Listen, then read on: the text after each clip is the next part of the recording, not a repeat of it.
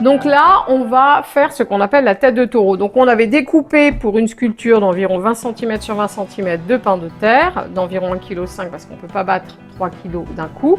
Mais là, on va donc être obligé de les couper en pain encore un peu plus petits pour les mélanger. Parce qu'il a fait de très grosses chaleurs et du coup la terre a un peu séché. Donc soit vous avez du temps, vous la réemballez dans un linge en coton que vous avez essoré, soit vous faites des pains plus petits pour que ce soit plus manipulable. Donc la position importante, une jambe en avant, une jambe en arrière, et puis on va faire ce mouvement circulaire.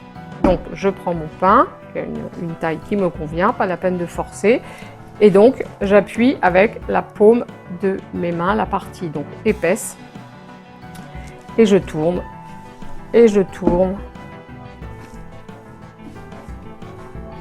Là, on voit que ça fait comme deux cornes qui s'étalent de chaque côté. C'est ça qu'on appelle la tête de taureau. Et quand les cornes sont très très allongées, on les rentre à l'intérieur. Voilà. Ça permet à la terre de devenir homogène, puisque quand elle est livrée, les particules sont toutes dans le même sens. Donc ça nous permet déjà de prendre contact aussi avec notre terre, mais également de la mélanger pour pouvoir optimiser la sculpture que l'on va réaliser. Donc je referme. Voilà, les cornes à l'intérieur. C'est assez physique quand même, hein, surtout quand il fait plutôt chaud, mais c'est pas du tout désagréable.